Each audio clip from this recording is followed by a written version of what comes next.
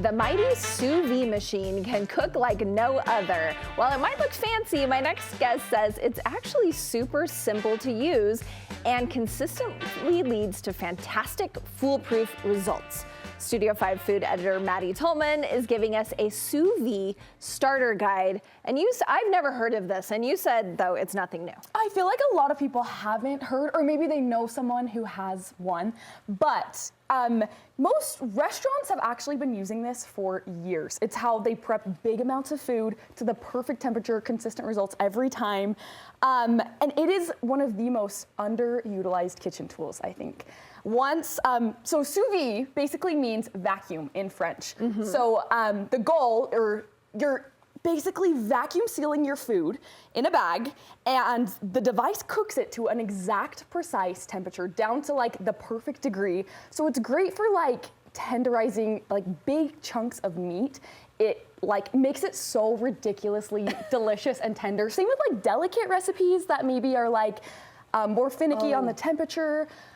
Great for like anything that you're trying to get super, super precise. Okay, so you've given us a lot of benefits. You also said it's really good if you're cooking large quantities. Yes, Quantities? Yeah. What should we never cook in there? Are there some things you shouldn't cook in it? It's not the best for like leafy greens. Anything that's like you want like to be really crispy. So like fried foods isn't the best for it. Thin cuts of meat isn't gonna be the best either. Because it's just gonna be easier to cook that. Because it cooks so quickly on your stove, it's not really worth the whole go to the effort of cooking it for hours. It's gonna be quicker. And we were saying this, though, about half the time of a crock pot? Is that what you say? Yeah, it's similar to the crock pot in the fact that you're cooking it really low, really slow, low temperature, long time is what we're calling it. Different from the crock pot in the fact that it's more precise, like down to the degree. On this, we'll show you on the machine over here. Okay, show me. How does it work? So this little device right here, this is actually the sous vide. Sometimes your kit will come with a tub or a rack or a lid. Different kits come with different like add-ons and adjustments. This is the sous vide. So what you do is you'll look up your recipe. Every recipe is gonna have a specific time and a specific temperature you're gonna cook it to. And that'll depend on how cooked you want your meat or how long you have different tenderizing temperatures as well. So on the sous vide, you'll see here, there's a little button right here that you control the temperature. It goes to the half degree. So it's so precise. So I've got some steak in here right now. It's been cooking at 130 and it's completely cooked now. It took about 2 hours to cook all the way through. The thing is too, is you can put like however much meat is going to fit in here.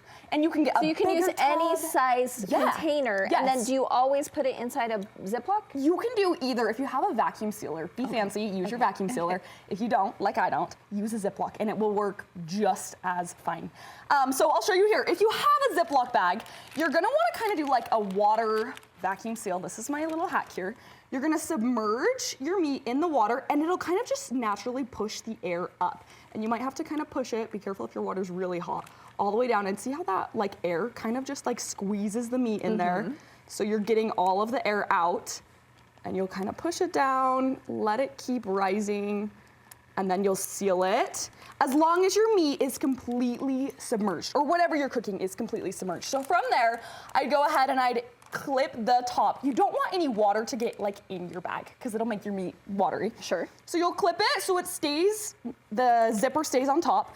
This one, for example, another thing too, this lid comes with it. If you want to like help heat it up a little bit faster to trap the heat in, you can use the lid. You don't have to on I was going to ask, so do you have to wait till the water is the temperature, then you put your stuff in? Okay. And it does take a little bit to heat up. Like, I would say this one took about 10 minutes to get to 130. Depends on like the temperature of the water you're starting with and the sous vide machine that you have too.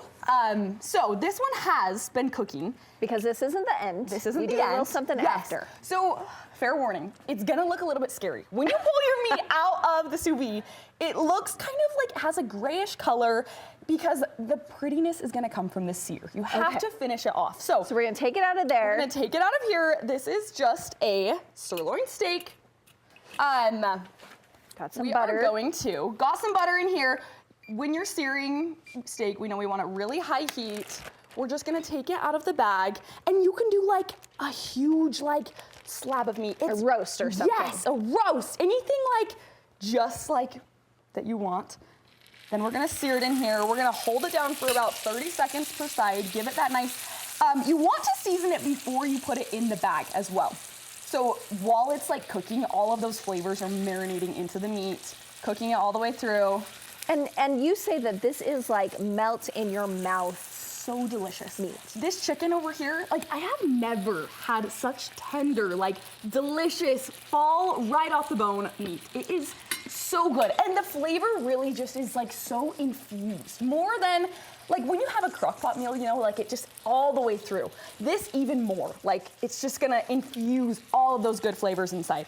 So okay, now you also cooked some other things like a creme brulee. Yes. How do we just do it in shallow water? Is that how you do that? I did that in, so you're anything like custardy, cheesecakes, egg recipes, you're gonna cook it in a mason jar. And you can put your whole entire recipe in, as long as it's submerged in the water. That's the biggest rule with the sous vide. So you put the lid on, yeah, and then put it in the water. Put the lid on, mixed up my creme brulee mix, dumped it in a mason jar, twisted the lid on. Then I cooked that, and then you can spoon it out into little containers here. Then same thing. All you have to do with this is we're just gonna finish it off here because this is the result from our. And so if we decide to buy one of these, we're just looking online for recipes, sous vide recipes, and it'll tell us exactly how to do it. Yeah, a really good website for this is whatever brand of sous vide you get is gonna have great recipes for you. And some of them are even Bluetooth, you said? Yes, this one is a Bluetooth sous vide. So it can connect to your phone. So if you're not in the kitchen, like you can literally drop your food in, hands off, walk away for however many hours. Your phone will tell you when it's done cooking, when it reaches that temperature, and you can turn it off from your phone too. So it just like stops. Well, you've introduced me to something brand new. Yes. For me. So thank you, Maddie. Love it. I'm gonna eat this after. Good. Okay.